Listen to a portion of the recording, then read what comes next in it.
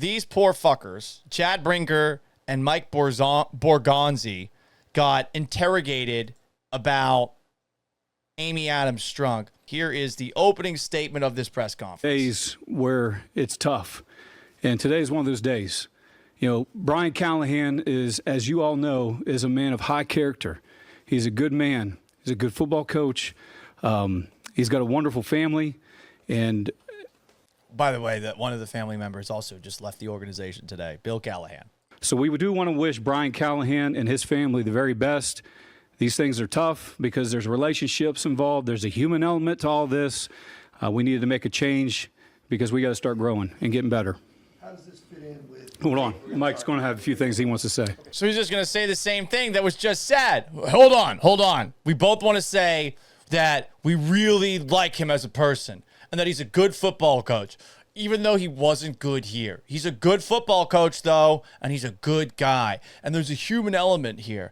By the way, this is the human element. This is the human element. And it is interesting going back in time that people were crying about when David Culley got fired as Texans head coach, and people were crying about Lovie Smith when he was fired as Texans head coach. They're not letting black men get an opportunity to coach in Houston. Then they hire another black head coach. By the way, they had an interim black head coach before the two black head coaches in between D'Amico Ryans and Romeo Crennel, that interim coach for Bill O'Brien. This is what Brian Callahan is now going to get to experience.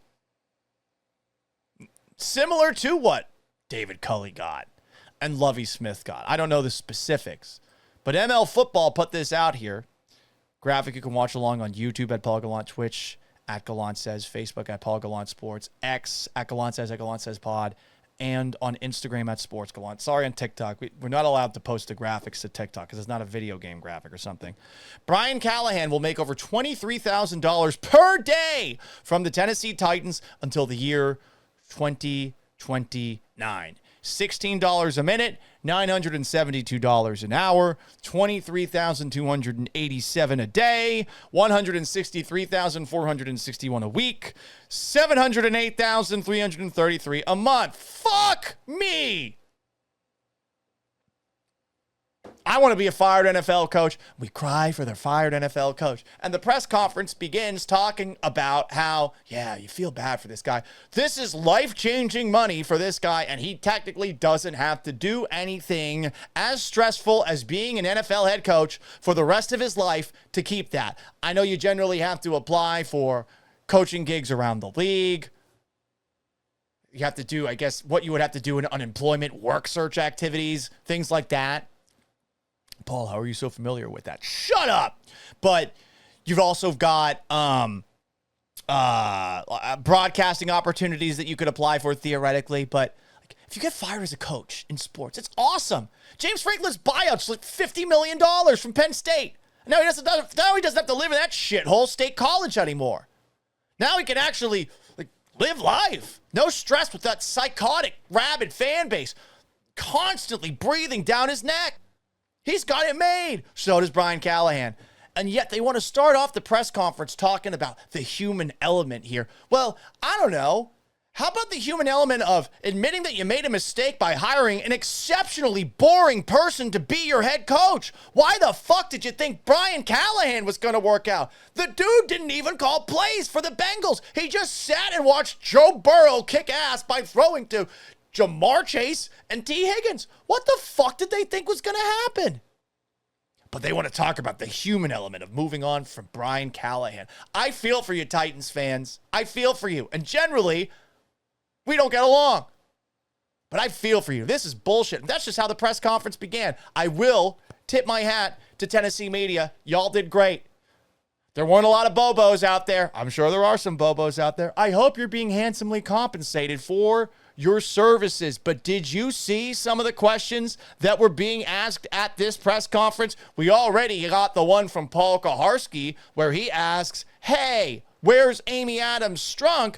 You've also got this question about 2.5 minutes in to the press conference.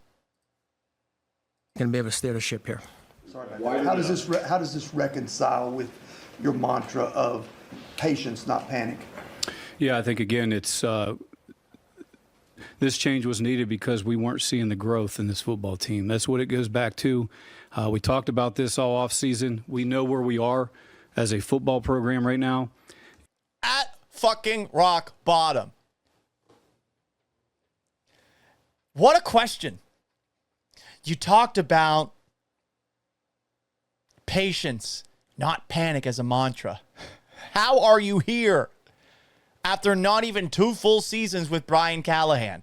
Either you hired somebody who was very unqualified, which I felt when the hiring was made, because they once again went back to their roots of hiring a boring head coach. Vrabel, at the very least, a recognizable name and who was a man's man, as pointed out on the Twitch side of things. But, I mean, fuck. Mike Mularkey, Mike Munchak, Ken Wisenhunt. I suppose with Ken Wisenhunt, there was a reason to hire him with his track record with quarterbacks. And Brian Callahan. After like 3 decades, it felt like, with Jeff Fisher at the helm. Maybe you got to go back to Jeff Fisher. Jeff Fisher would probably be better. Could you get John Gruden? They got to get a name, first off. And that name actually has to be able to get development to happen. You know who was good at that? Mike Vrabel.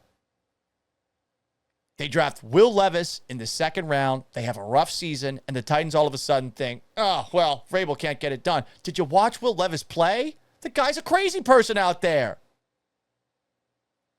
He eats banana peels and puts mayo in his coffee. I don't even know if it's as a bit. Shout out to him. Seems to be a good-looking guy and had a strong, powerful, independent woman girlfriend who was so strong, powerful, and independent with him that they felt very fine recording videos of themselves, and apparently they're on the internet, and that sucks for them. I feel bad for them on that front. But, I mean, like, the Will Levis experience in Tennessee was wild. And they blamed it on Mike Vrabel. Or Amy Adams-Strunk got pissed off that Mike Vrabel dared to be inducted into the Patriots Hall of Fame, where he won 3 Super Bowls. He dared to be inducted into the Patriots Hall of Fame and told the fan base, hey, be thankful for what you have here. Maybe he was planting the seed to eventually be the Patriots head coach. But Amy Adams-Strunk didn't like that. Then she had him cosplaying Mike Vrabel as a fucking cowboy before the Texans-Oilers game, where the Titans wore their Oilers throwbacks and lost to Case fucking Keenum and a banged-up Texans squad. See that? She had him like cosplaying as Bum Phillips. Do you think Mike Vrabel is the kind of guy who wants to wear a cowboy hat? I don't know. I start wearing cowboy hats too. They actually look kind of cool now. But they ended up moving on from this guy who could have helped them have a good football program. What do they have now? Outside of, and I've said this before, intellectual property-wise, what do the Titans have? Outside of the Oilers throwbacks, which now they don't even want to wear anymore. Nothing. They don't have any names. We'll see what happens with Cam Ward. I think Cam Ward's been saying all the right things. I think it was crazy that Brian Callahan saying, you can't say we asked. No, you are. He's honest. He's honest. The fans respect honesty more so than they respect, yeah, well, you know, it's a process and we're taking one thing to the next and the next. Well, shut the fuck up. Shut the fuck up. What are you talking about? The process, though. It's the process. Shut the fuck up. Like, it's just, fuck that. This guy needs to have somebody helping him out who's good. What is this?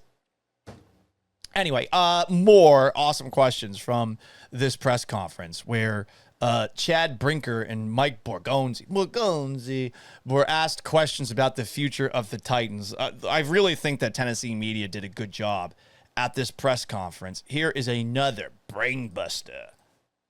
The factor. So was this Amy's decision, or did you guys make a recommendation as far as the change that you thought should be made? There was a conversation with, obviously Amy's involved in every conversation that we have. Then why isn't she fucking here? I feel for these two guys. That's why I keep calling them these poor fuckers. Amy should be here. Why isn't she there? It's bullshit that sports owners who will get taxpayer funding for stadiums get to hide from the media. What a coward this woman is. We already know she's petty. when it comes to the Oilers uniforms and all that stuff. The only redeeming quality of Amy Adams Strunk is that she still chooses to honor ex-Houston Oilers in Nashville. That is it. But why the fuck aren't you here? It's chicken shit. Why are these guys answering the questions? More brain busters from the Titans announcement of Brian Callahan's firing press conference, because these are great questions that are being asked. Your question correctly, but basically what I'm asking is it going to be your decision, Amy's decision? Whose decision is it going to be to hire the next head coach for this I got you. Yeah, we're all going to work on that together. But Mike and I will lead the, if you're asking, as far as the search is concerned, Mike and I will lead that search. But right now, what our focus is right now is pouring everything we can into Mike McCoy. Oh my God. Stop. Mike McCoy sucked with the Chargers. He sucked. What are we doing? We're going to pour everything into Mike McCoy. No, you need to get a good coach. And I don't know if you can get a good coach because your track record is a fucking mess.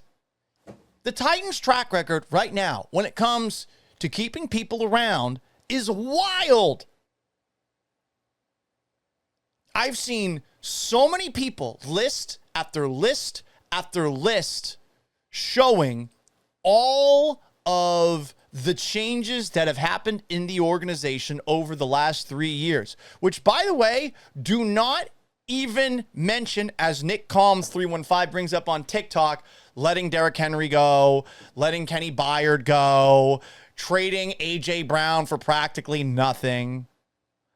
Here's the timeline the last 3 years. How are you hiring a good head coach when you fired your GM in December of 2022, hired a GM in January of 2023, fired your head coach in 2024, January, promoted your assistant GM, Chad Brinker, the guy you're hearing from, in January of 2024 to president, hire Brian Callahan as head coach, fire Rand Carthon, hire Mike Borgonzi as GM, fire Brian Callahan. That is less than 3 years. December of 2022 to October of 2025. How the fuck are you going to get a good name?